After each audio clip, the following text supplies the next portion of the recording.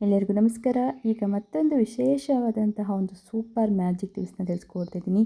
ಯಾರೆಲ್ಲ ಸಾಲ ಅಂತ ಮಾಡ್ಕೊಂಡು ಒದ್ದಾಡ್ತಾ ಇದ್ದೀರಾ, ಲೋನ್ ಮಾಡಿಸ್ಕೊಂಡು ಲೋನ್ ತೀರ್ತಿಲ್ಲ ಅಂತ ಹೇಳಿ ಎಲ್ಲ ತುಂಬ ಒದ್ದಾಡ್ತಾ ಇದ್ದೀರಾ, ಸಾಲ ತೀರ್ಸೋಕ್ಕಾಗದೆ ಒದ್ದಾಡ್ತಾ ಇರ್ತೀರಾ, ಬ್ಯಾಂಕಲ್ಲಿ ಚಿನ್ನವನ್ನು ಹಣವಿಟ್ಟು ಒದ್ದಾಡ್ತಾ ಇದ್ದೀರಾ, ಬಡ್ಡಿ ಕಟ್ಟೋಕ್ಕಾಗದೆ, ಒಡವೆಗಳನ್ನ ಬಿಡಿಸ್ಕೊಳ್ಳೋಕ್ಕಾಗದೆ ಅಂಥವ್ರಿಗೆಲ್ಲ ಇದೊಂದು ಸೂಪರ್ ರೆಮಿಡಿ ಸೂಪರಾಗಿ ವರ್ಕ್ ಆಗುತ್ತೆ. ತುಂಬ ಜನಕ್ಕೆ ಇದು 100% ಸಕ್ಸಸ್ನ ಕೊಟ್ಟಿದೆ. ನೀವು ಏನೇ ಕೇಳ್ಕೊಂಡು ಸಂಕಲ್ಪ ಮಾಡಿಕೊಂಡ್ರೂ ಇದು 21 ಡೇಸಲ್ಲಿ ಖಂಡಿತವಾಗ್ಲೂ ಆಗುತ್ತೆ. ನೀವು ಬೇಕಾದರೆ ಮಾಡಿ ನೋಡಿ, ತುಂಬ ಜನಕ್ಕೆ ಇದು ಒಳ್ಳೆಯದಾಗಿದೆ ಅಂತ ಹೇಳಿ ತುಂಬ ಜನ ರಿವ್ಯೂಸ್ನ ಕೊಟ್ಟಿದ್ದಾರೆ. ಹಾಗಾಗಿ ಈ ಒಂದು ರೆಮಿಡಿನ ನಾನು ಇವತ್ತು ನಿಮಗೆ ತಿಳಿಸ್ತಾ ಇದ್ದೀನಿ. ಇನ್ನೇನು ಶುಕ್ರವಾರ, ನಾಳೆ ಶುಕ್ರವಾರ ಇದನ್ನು ಪ್ರಾರಂಭ ಮಾಡಬೇಕು. ನೀವು ಕರೆಕ್ಟಾಗಿ 21 ಡೇಸ್ ಇದನ್ನು ನೀವು ಮಾಡಬೇಕು.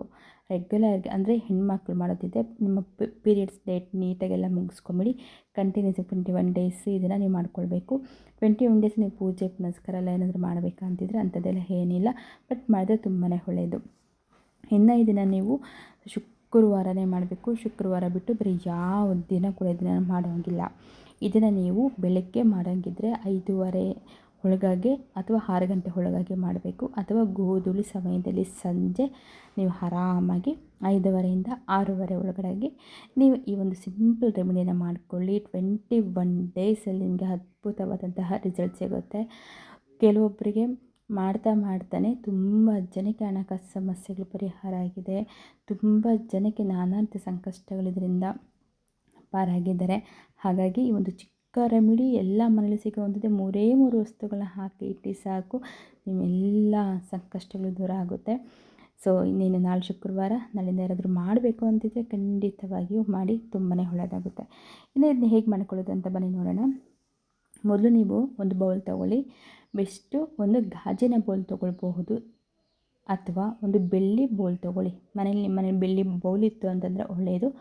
ಬೆಳ್ಳಿ ಬೌಲ್ ಇಲ್ಲ ಅಂತಂದರೆ ಈಸಿಯಾಗಿ ಗಾಜಿನ ಬೌಲ್ ಮನೆಯಲ್ಲಿ ಎಲ್ಲರ ಮನೆಯಲ್ಲೂ ಇದ್ದೇ ಇರುತ್ತಲ್ವ, ಆ ಗಾಜಿನ ಬೌಲನ್ನ ತೊಗೊಳ್ಬೇಕು. ಆ ಗಾಜಿನ ಬೌಲ್ಗೆ ಒಂದು ಸ್ವಲ್ಪ ಸಕ್ಕರೆಯನ್ನು ಹಾಕಿಡಿ.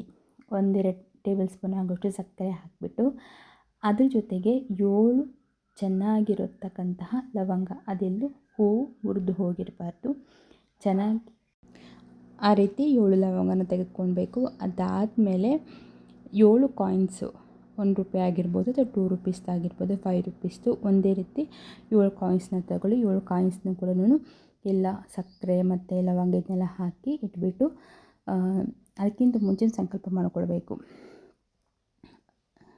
ಕಾಯಿನ್ಸ್ ಇದೆಯಲ್ಲ, ಸೊ ಆ ಕಾಯಿನ್ಸ್ನ ಕೈಯಲ್ಲಿ ಇಟ್ಕೊಳ್ಳಿ. ಕಾಯಿನ್ಸ್ ಎಲ್ಲ ಹಾಕ್ಬಿಟ್ಟು ಮತ್ತು ಬೌಲ್ನ ಕೈಯಲ್ಲಿ ಇಟ್ಕೊಳ್ಳಿ. ಸಂಕಲ್ಪ ಹೇಳ್ಕೊಳ್ಳಿ. ನಿಮ್ಮ ಸಂಕಲ್ಪ ಏನಿದೆಯೋ ಅದನ್ನು ಹೇಳಿ. ಅದನ್ನು ಹೇಳಿಬಿಟ್ಟು ನೀವು ಲಕ್ಷ್ಮೀ ಅಮ್ಮನವರ ಫೋಟೋ ಅಥವಾ ವಿಗ್ರಹದ ಮುಂದೆನೇ ಇಡಬೇಕು. ಬೇರೆ ಎಲ್ಲೂ ಇಡುವಂಗಿಲ್ಲ.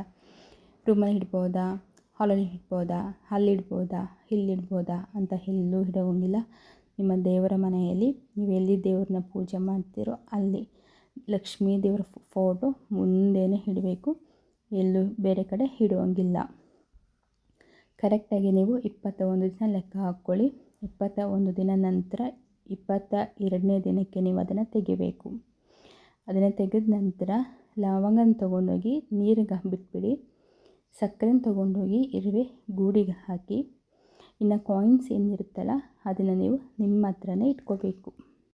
ಅದರಲ್ಲಿ ಪಾಸಿಟಿವ್ ಎನರ್ಜಿ ಪಾಸ್ ಆಗಿರುತ್ತೆ. ಹಾಗಾಗಿ ನಿಮ್ಮ ಹತ್ರ ಇಟ್ಕೊಳ್ಳಿ. ಅಥವಾ ನೀವು ಎಲ್ಲಿ ಲಾಕರಲ್ಲಿ ದುಡ್ಡು ಇಡ್ತೀರಲ್ಲ, ಸೊ ಅಲ್ಲಿ ನೀವು ಕಾಯಿನ್ಸ್ನ ಹಾಕಿ ಇಟ್ಕೊಳೋದು. ಒಂದು ಕೆಂಪು ಬಟ್ಟೆನೆಲ್ಲ ಹಾಕಿ ಸುತ್ತಿ ಗಂಟು ಕಟ್ಟಿ ಕೂಡ ಇಟ್ಕೊಳ್ಬಹುದು.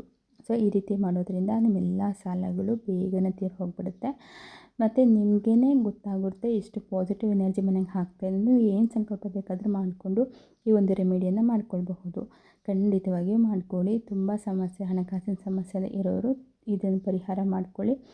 ಮತ್ತು ಚಿನ್ನವನ್ನು ಬಿಡಿಸ್ಕೊಳ್ಬೇಕು ಅಂತಿದ್ರೆ ಅಂಥವ್ರು ಮಾಡ್ಕೊಳ್ಬೋದು. ಬೇರೆ ಯಾವುದೇ ರೀತಿ ಸಂಕಲ್ಪ ನಮ್ಮದು ಇದ್ದರೂ ಕೂಡ ಹೇಳಿಕೊಂಡು ಈ ಒಂದು ಚಿಕ್ಕ ರೆಮಿಡಿಯನ್ನು ಮಾಡ್ಕೊಳ್ಳಿ. ಇದಕ್ಕೆ ನೀವು ₹1000 ದುಡ್ಡು ಖರ್ಚು ಮಾಡೋಂಗಿಲ್ಲ. ಗಂಟೆಗಟ್ಟಲೆ ಕೂತ್ಕೊಂಡು ಪೂಜೆ ಅಂಥದ್ದೆಲ್ಲ ಏನಿಲ್ಲ. ಬಟ್ ಇದಕ್ಕೆ ನೀವು ಪಾಲಿಸಬೇಕಾಗಿರೋದು ಶುಕ್ರವಾರನೇ ಮಾಡ್ಕೊಳ್ಬೇಕು. ಸಮಯ ತುಂಬ ಇಂಪಾರ್ಟೆಂಟು. ಈ ರೀತಿ ನೀವು ಮಾಡಿಕೊಂಡು ಸಾಧ್ಯ ಆದರೆ ನಿತ್ಯ ಒಂದು ದೀಪನ ಹಚ್ಚಿ ಪೂಜೆಯನ್ನು ಮಾಡ್ಕೊಳ್ಳಿ. ತುಂಬಾ ಒಳ್ಳೆಯದು. ಸಂಕಲ್ಪ ಆದಷ್ಟು ಬೇಗನೆ ನೆರವೇರುತ್ತೆ. ಸಾಲ ತೊಗೊಂಡವರು ಕೂಡ ವಾಪಸ್ ಬಂದು ಕೊಡ್ತಾರೆ. ಚೆನ್ನಾಗಿ ವರ್ಕ್ ಆಗುತ್ತೆ. ಸೊ ನೆಕ್ಸ್ಟ್ ವಿಡಿಯೋದಲ್ಲಿ ಮತ್ತೆ ಸಿಗ್ತೀನಿ. ಧನ್ಯವಾದಗಳು.